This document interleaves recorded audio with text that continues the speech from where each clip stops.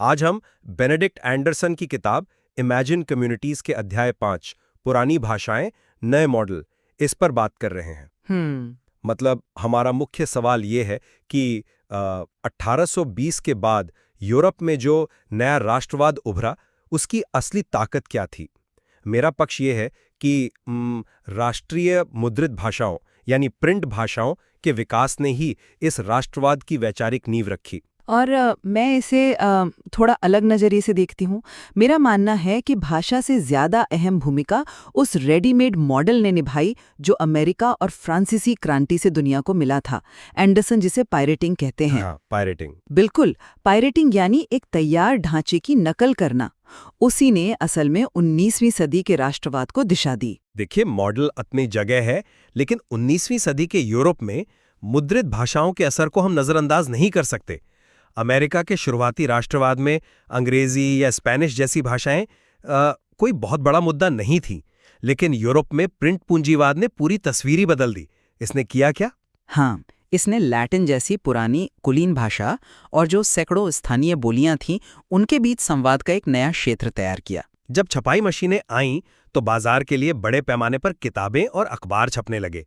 इससे बिखरी हुई बोलियों को एक मानक और स्थायी रूप मिला। हाँ, मानकीकरण हुआ। सही कहा। और इसी बदलाव ने लाखों लोगों को पहली बार ये एहसास कराया कि वे एक अदृश्य समुदाय का हिस्सा हैं, भले ही वे एक दूसरे से कभी न मिले हों। आपकी ये बात बिल्कुल सही है कि प्रिंट पूंजीवाद ने भाषाओं को एक मानक रूप दिया। लेकिन जरा सोचिए, क्या लोग सिर्फ इसलिए एक राष्ट्र बन गए क्योंकि वे एक ही अखबार पढ़ रहे थे? 18वीं सदी के अंत तक राष्ट्र का विचार एक स्पष्ट रूप ले चुका था। ले तो चुका था। एंडरसन साफ कहते हैं कि राष्ट्र एक ऐसा आविष्कार बन गया था जिस पर किसी का पेटेंट नहीं था। पायरेटिंग का मतलब ही यही है कि अमेरिका और फ्रांस ने जो ब्लूप्रिंट तैयार किया, जैसे कि एक लिखित संविधान, राष्ट्रीय झंडे, गणतंत्र की व्यवस्था, नागरिक अधिकार। हाँ, नागरिक अधिकार, उसे यूरोप के लोगों ने अपने यहाँ कॉपी किया। लोग सिर्फ भाषा के कारण अचेतन रूप से एकजुट नहीं हो रहे थे, वे सचेत रूप से एक राष्ट्र बनना चाह रहे थे, क्योंकि उन्होंने एक सफल मॉडल देख लिया था। आपकी बात सही है कि वो ब्लूप्रिंट मौजूद था, लेकिन उस ब्लूप्रिंट को आम जनता तक पहुंचाने का माध्यम क्या था?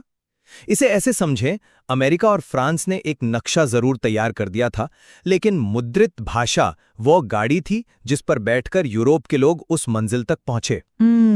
जब लाखों लोगों ने एक ही मानक भाषा में खबरें और किताबें पढ़नी शुरू की, तभी वो आयातित मॉडल जमीनी हकीकत बन सका। अगर प्रिंट भाषा